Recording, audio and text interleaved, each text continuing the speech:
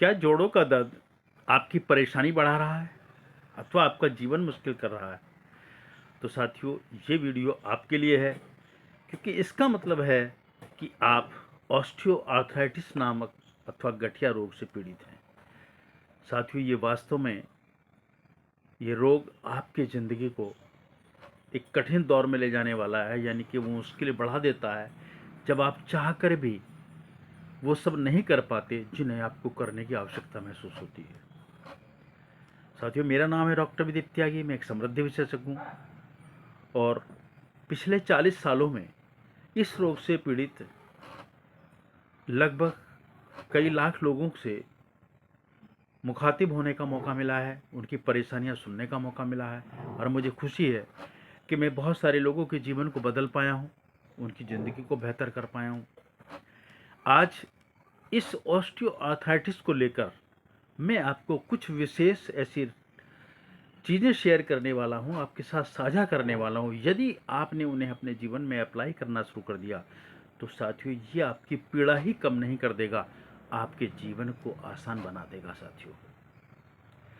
साथियों, हमारा चैनल समृद्धि का सागर हमेशा आपको समृद्ध बनाने के लिए ऐसी नित नई रोजाना वीडियो लाता है जो आपको समृद्धि की तरफ ले जाती है। और समृद्धि के लिए साथियों, आपके शरीर का स्वस्थ होना, आपकी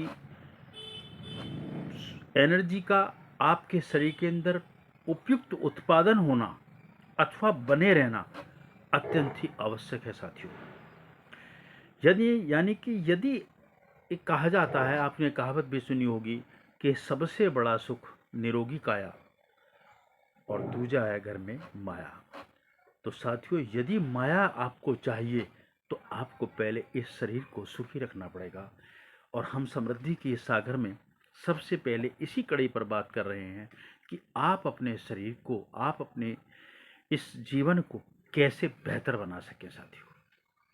साथियों, ऑस्टियोआर्थराइटिस एक ऐसा रोग है जो आपके जॉइंट्स पर बहुत तेजी से प्रभाव डालता है और ऐसा प्रभाव डालता है कि जिसमें दो काम अक्सर बहुत तेजी से होते हैं।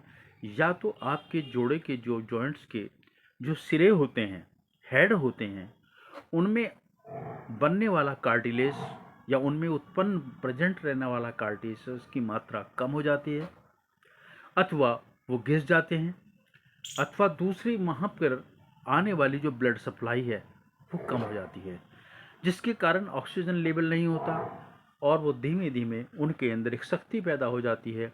वो सिरे आपस में टकराने लगते हैं और उनकी मोबिलिटी कम हो जाती है, यानी कि उनको चलने फिरने में दिक्कत महसूस होती है।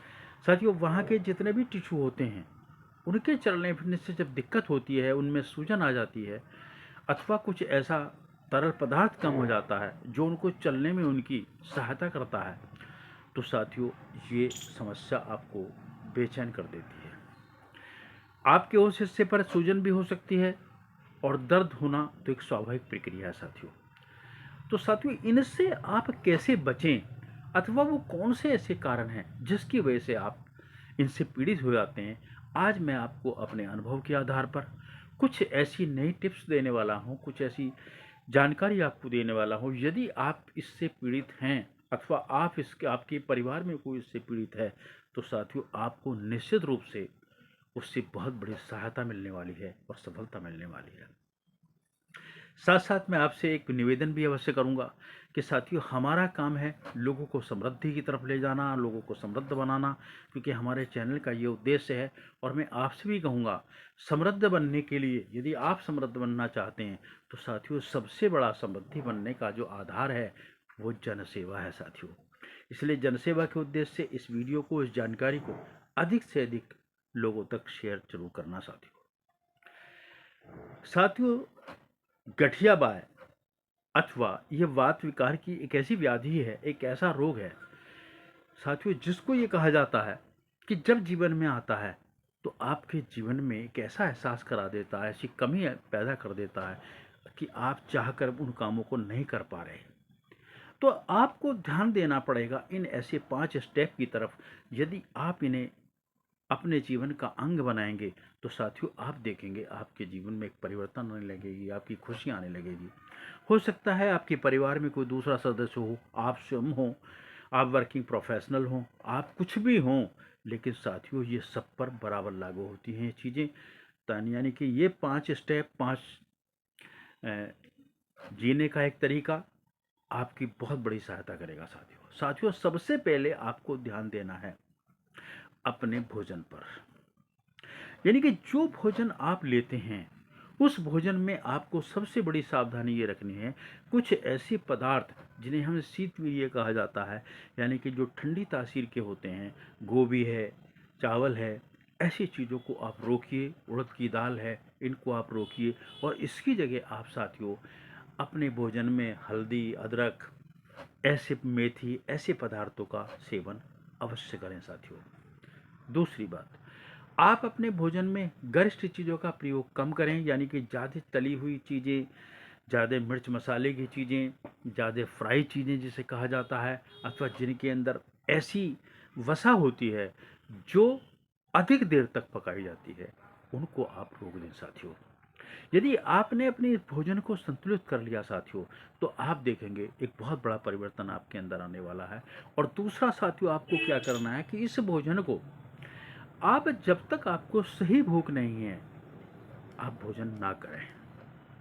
दूसरा काम साथियों आप काम करें कि आप नियमित अपने जीवन में एक्सरसाइज जरूर करें। यानी कि इस जॉइंट्स को, अपने शरीर को एक व्यायाम अवश्य करें। और व्यायाम साथियों प्रतिदिन होना चाहिए। इसके लिए आप साइकिल चला सकते हैं, इसके लिए आप स्विमिंग कर सकते हैं, आप पैदल चल सकते हैं। यानी कि ये आपको नियमित एक्सरसाइज करनी बहुत ज़्यादा आवश्यक है साथियों। जब आप नियमित एक्सरसाइज करेंगे तो आपके उन जोड़ों पर आने वाली ब्लड सप्लाई बढ़ेगी, और ब्लड सप्लाई बढ़ेगी साथियों तो उनके अंदर ऑक्सीजन का भी समावेश होगा। क्योंकि ब्लड ऑक्सीजन को बढ़ाने के लिए ब्लड सप्लाई ही एक ऐसा माध्यम है जिससे उन टिश्यू को, उन कोशिकाओं को ऑक्सीजन पहुंचती है। यदि आप एक्सरसाइज नहीं करते हैं, आप एक ऐसी जीवन गुजारते हैं कि आप बचते हैं फिजिकल से, तो साथियों ये निश्चित मानिए आप अपने शरीर को आवश्यक ऑक्सीजन की आपूर्ति को रोक रहे हैं, जिसका सीधा सीधा मतलब है कि वहाँ पर पैदा होने वाले, वहाँ पर या मौजूद जितने भी तत्व हैं, जितने भी कोशिकाएं हैं, ऊतक हैं, जिनसे ऊर्जा का उत्पादन होना चाहिए था, वो रुक जाएगा साथियों, कम होगा। और दूसरा काम क्या होगा कि वहाँ पर होने वाली जो टूट फूट की मरम्मत है वो भी धीमी पड़ जाएगी। अथवा वहाँ पर कुछ ऐसे पदार्थ जो जमा होंगे जिनको आपके शरीर में नहीं रुकना चाहिए, वो आपकी यूरिया हो सकता है, वो आपकी कैल्शियम एक्स्ट्रा हो सकता है, ऑक्जेलेट हो सकता है, ऐसे कुछ तत्व हो सकते हैं प्यूरिन्स टाइप के, कि जो अगर वहाँ रुकेंगे तो वो आपके लिए समस्या पैदा करेंगे। वो तभी निकलते हैं जब आप उनमें मूवमेंट करते हैं साथियों। तीसरा काम आपको साथियों करना है, ये एक ऐसा कार्य है जिसे मैं कहूँगा कि आज लोगों के जीवन का अंग बन गया है, और वो है साथियों तनाव का प्रबंधन। यानी कि आपको अपनी मेंटल स्ट्रेस को नियंत्रित करना है साथियों। यदि आप मेंटल स्ट्रेस को नियंत्रित नहीं करेंगे साथियों, तो इसका सबसे बड़ा दुष्प्रभाव ये पड़ता है कि आपके शरीर में जो हार्मोन्स की प्रक्रियाएं हैं वो अव्यवस्थित हो जाती हैं, यानी कि वो बिगड़ जाती हैं। और उनके बिगड़ने का सबसे बड़ा नुकसान ये होता है साथियों कि कोई हार्मोन आपको कम होना चाहिए, कोई हार्मोन आपका अधिक होना चाहिए। यदि वो अनियमित चलते हैं तो आपके शरीर में बहुत सारे ऐसे दुष्प्रभाव छोड़ते हैं कि आप देखेंगे कि जॉइंट्स पर अधिक मात्रा में डिपॉजिट होना, अथवा जॉइंट्स पे मौजूद जो कार्टिलेज है उसका धीमे धीमे ख़त्म हो जाना। ये दोनों चीज़ें बहुत तेज़ी से हमारे हार्मोन इम्बैलेंस से फ़र्क पड़ता है साथियों। इसलिए आपको ये ध्यान रखना है कि कभी भी आपको अगर मेंटल स्ट्रेस है तो इस मेंटल स्ट्रेस को साथियों आप रोकिए, इस पर नियंत्रण करिए। और ये बहुत आसान है साथियों। इसके लिए मैं आपसे बताता हूँ कि आप माइंडफुल मेडिटेशन करना शुरू करिए। माइंडफुल मेडिटेशन एक ऐसी कला है जहाँ से आपके मस्तिष्क को शांति प्राप्त होती है। दूसरा काम आप कर सकते हैं, अगर और भी कुछ नहीं कर सकते, आप डीप ब्रीदिंग की प्रैक्टिस करिए, यानी कि अपनी सांसों पर धीमे धीमे ध्यान करिए। जब आप धीमे धीमे अपनी सांसों पर या गहरी सांस लेने की प्रैक्टिस करते हैं तो साथियों आपके शरीर में ऑक्सीजन ही अधिक नहीं जाती, आप देखेंगे धीमे धीमे आपका मस्तिष्क शांत होता है। और शांत होने से क्या होता है कि आपके हार्मोन्स की जो एक्टिविटी हैं उनका उत्पादन हमेशा प्रभावित होता है। और जितना आपका मस्तिष्क शांत रहेगा उतना ही उनका उत्पादन नियमित होगा साथियों। और उनके नियमित होने का मतलब यह है कि आपके खून में अनावश्यक वो पदार्थ जो शरीर में रुकने चाहिए अथवा अनावश्यक पदार्थ जो शरीर से बाहर जाने चाहिए, दोनों का नियंत्रण सामान्य होगा, सरल होगा और सुविधाजनक होता, जो आपके शरीर की आवश्यकता है साथियों। और साथियों उसके बाद एक ऐसा स्टेप है साथियों जिसे मैं कहता हूँ, आपने देखा होगा वो आपके बस में नहीं है, और वो है आपके सबकॉन्शियस ब्रेन की प्रोग्रामिंग, यानी कि आपकी माइंड की सोच। साथियों ध्यान रखना, जैसी आपकी सोच होगी वैसा ही आपके शरीर के अंदर परिवर्तन होगा। तो आपको अपनी सोच को सकारात्मक बनाना है। जितनी आपकी सोच नकारात्मक होगी साथियों, ये रोग आप पर उतना ही हावी होगा। इस सकारात्मक सोच करने के लिए, इसको सकारात्मक सोच को बनाए रखने के लिए अथवा अपने नेगेटिव बिलीव्स को तोड़ने के लिए, उनको सकारात्मक बिलीव में बनाने के लिए आपको साथियों सबकॉन्शियस ब्रेन की रीप्रोग्रामिंग टेक्निक का इस्तेमाल करना चाहिए। आपका न्यूरोलिंग्विस्टिक प्रोग्राम टेक्निक्स बहुत बड़ी सहायता करती हैं। और सामान्यतः कुछ भी नहीं साथियों, तो आप इसमें एक प्रैक्टिस करें जो आपके लिए बहुत आपकी सहायता करेगी, और वो है आप ध्यान योग में बैठ जाएं, अपनी सांसों पे धीमे धीमे नियंत्रण करें और कल्पना करें, विजुलाइजेशन कर लें कि आपके शरीर का एक एक जोड़, उसमें बहने वाला रक्त का प्रभाव सामान्य हो रहा है। उसे सामान्य होता देखिए, आंखों पे, अपनी आंखों से, मन की आंखों से नियमित देखिए, उसमें शक्ति बढ़ रही है, नियमित देखिए उसमें ब्लड फ्लो बढ़ रहा है, नियमित देखिए उसका दर्द धीमे धीमे कम हो रहा है, और नियमित देखिए उनका संचालन की शक्ति बढ़ती जा रही है साथियों। यदि ये प्रैक्टिस आपने करनी शुरू करी तो आप देखेंगे धीमे धीमे साथियों, इन स्टेप के बाद ये रोग आप पर कभी हावी नहीं होगा। ये रोग आपके जीवन को कठिन दौर से बाहर निकाल लाएगा और आपकी लाइफ बेहतर होगी साथियों। इसके अलावा आपको लगता है कहीं किसी स्टेप पर आपको समझने में दिक्कत आ रही है अथवा उसको करने में दिक्कत आ रही है, तो साथियों आप हमें कॉल कर सकते हैं, आप हमारा मैसेज दे सकते हैं और हम आपकी पूरी सहायता करेंगे।